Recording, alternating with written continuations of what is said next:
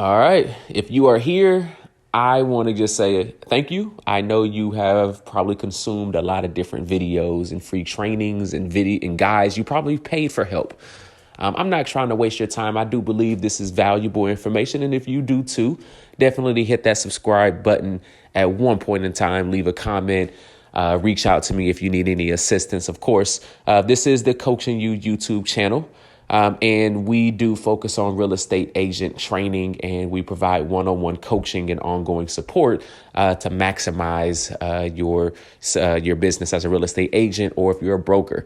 Now, this is for any real estate agent or broker, anyone who's trying to get into that industry. Even if you're a salesperson, I mean, hey, you get paid just the same as well when the real estate team is successful. This is going to be how to dominate as a real estate agent, ending the year 2023 and getting into 2024. This is going to get into some of the real details, not, MLS and all that. That's the boring stuff, but really how to dominate. And the reason this is important is because your sales process is your success. The better your sales process is, the more successful you will be. I can promise you this. There's probably not going to be anybody that you can go to, any mentor that you can go to and find, or any successful realtor, and they will not be able to point out their sales process. They have something that's working. You just have to find your process, and you don't want to rely on your broker if you are a real estate agent. Even Keller Williams can use. You still want to be able to implement your own strategies and know exactly what's going on, so you know how to improve. You got to know your role. And that's really what's key. Your role as a realtor is really to be a lead generation. You're in lead generation. You're a lead generator first and a realtor second. No sale happens without first generating a lead. Even if you send a text message to a bunch of your family and friends, as soon as somebody says, hey, I'm interested, here's my email, that is a lead. Now, how you get those leads, that's what we're going to have to get to a little bit later. So stay tuned. Now, we'll start with, what is your UVP? What is your unique value proposition? Again, I told you, we're going to get technical here. This is about setting up a sales process. To answer this question, you must find out what perception your audience has on realtors. What do they believe right now? Ask yourself, what is the reputation of a realtor in 2023? If you don't know, ask around. Go on YouTube, read the comments. Go on social media, read comments, ask people, ask experienced agents. See, what is the reputation? And ask them to be honest. You have to be honest as well, because that's where you're going to have to get the improvement. That's where you're going to improve. Next, let's get technical. There's tools that you need for success. And there's not that many tools. You need a website. Do not rely on Zillow, Redfin, any of these other third-party sites to be your sole website. You need a website that you control. You need a social media, at bare minimum, Facebook and Instagram. I don't care about TikTok and all that, but you need a social media presence. Facebook Ads Manager. Why? We're going to get to that later. Trust me, you're going to want to have a Facebook Ad Manager account. All right. And then number 4, CRM. This is a customer relationship manager. Your broker probably has one. You need to have access to something and have access to be able to generate leads and control of that. With the right CRM, you can do everything. You don't need multiple tools. You can do everything with one. If you're not sure how, definitely message us. Now, why not just pay for leads? Why not just pay somebody for leads? Leads cost $5, $10 a lead. Why not just pay? Well, paying for leads is never going to be better than actually creating content from your brand that gets people interested in your brand. And that's why they actually became a lead. You're right. Anybody can get leads anywhere, but all leads aren't created equal. We're going to get to that.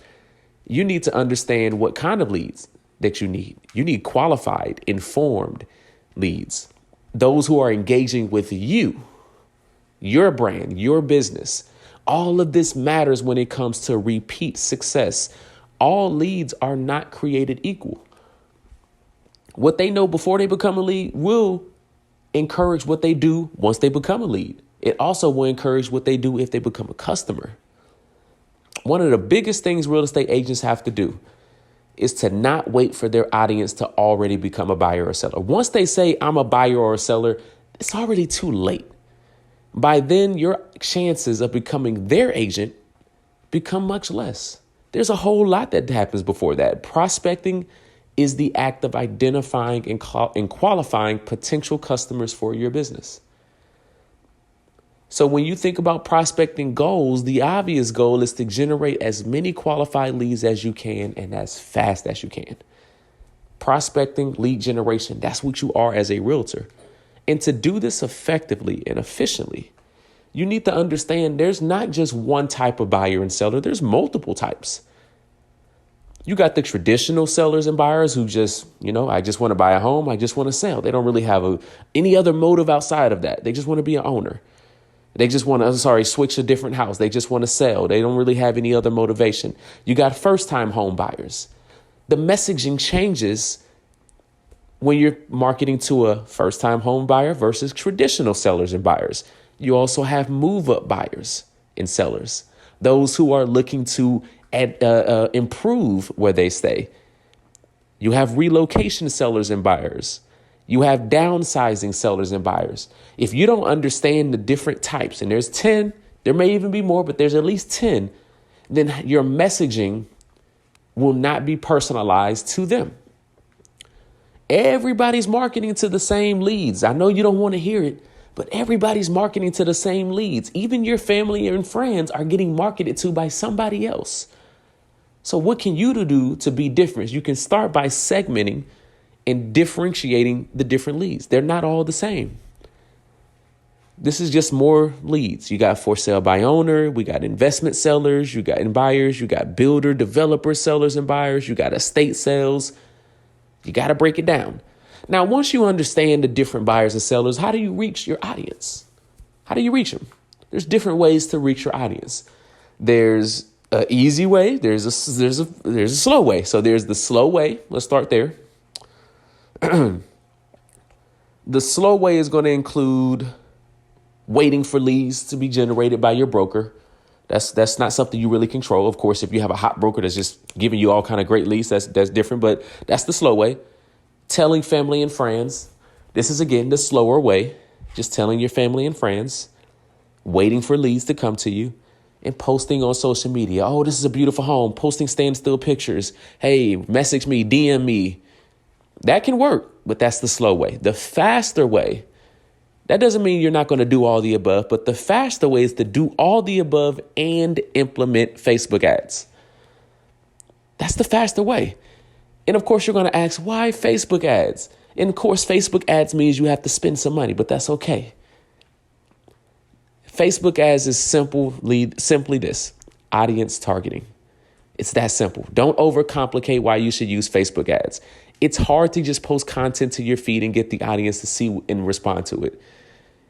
You have to have a lot of different eyes on your content over and over and over. You have to think about that. It's not just about paying money. You can pay money without Facebook ads. It's called boosting. But with Facebook ads, you can get way more specific. So if you've boosted a post on social media and you're saying, oh, it doesn't work because I've paid $30 and yeah, I had more people seeing it, but nothing really happened. Well, there's a reason for that. And one of the reasons is boosting is not the same as Facebook ads. All right. So let's talk a little bit more about Facebook ads versus boosting, because I know some people have questions about that. Again, it does take a little bit more setup to get to Facebook ads compared to just boosting on social media, but you're going to want to do it. You're going to want to take advantage of it. There's a reason why billions are being spent on this platform. There's a reason why if you scroll on your social media feeds, every about 3 or 4 posts are going to have a little sponsored note right there on that post.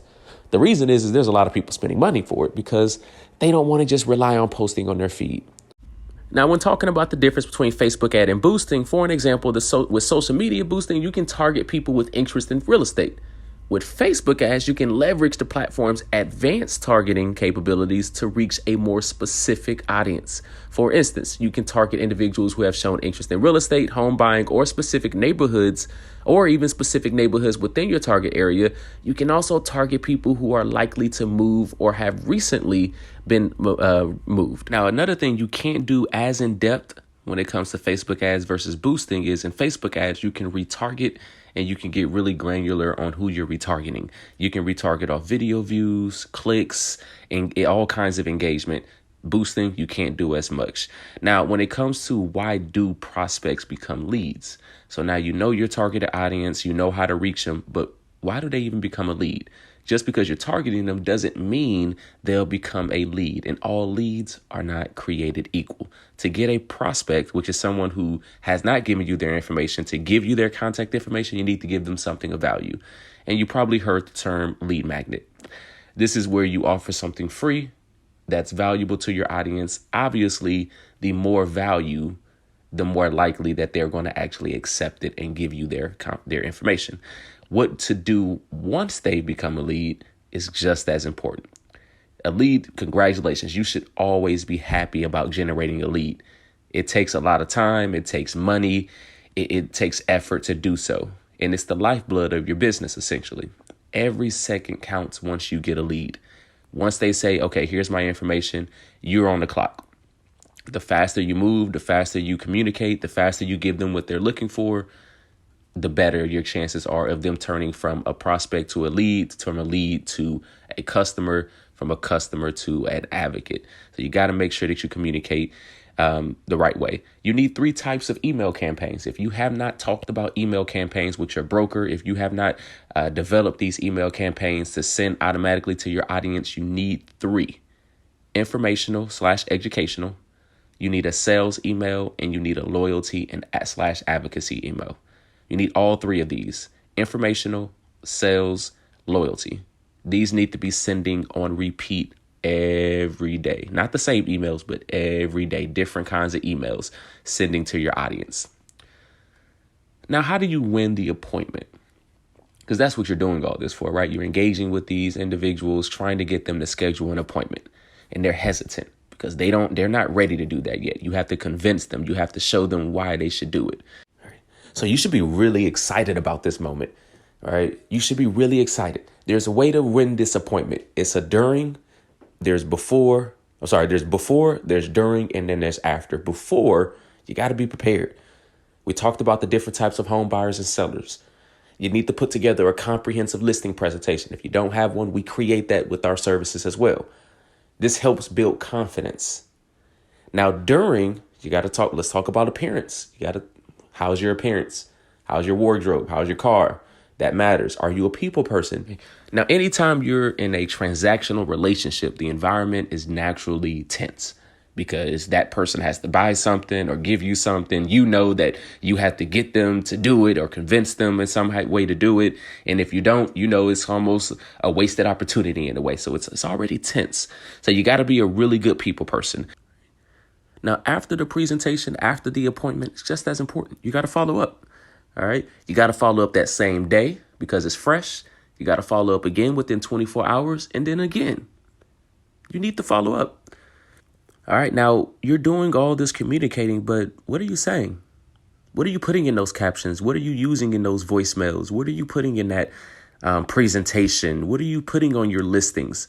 Copywriting matters. Everything you do has copy.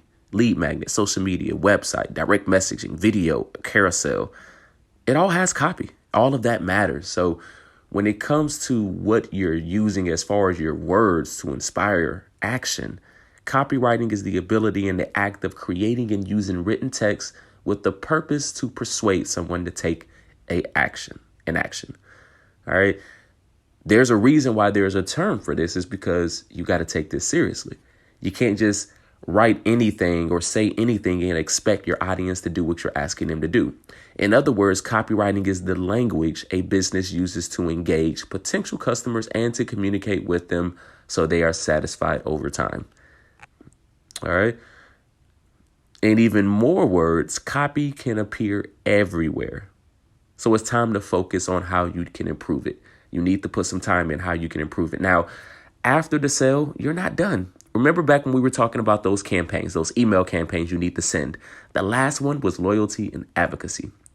That's how you get referrals. And you can live off referrals, but you want to make sure you're top of mind. You got to nurture. That way you can get people to think about referrals and why they should. Ask the question, why should someone continue to help me after they buy or sell a home from me. Because essentially, if they're referring people to you, they're helping you. Why should they do that? Answer that question, and then you will be right on your way to getting a better loyalty advocacy out of your audience base. Now, if you're a real estate agent and you need more listings, if you want to automate your process, but you're not sure how, just comment marketing for a free consultation plus a free month of our marketing services. Hope to talk to you soon. Subscribe for the next video.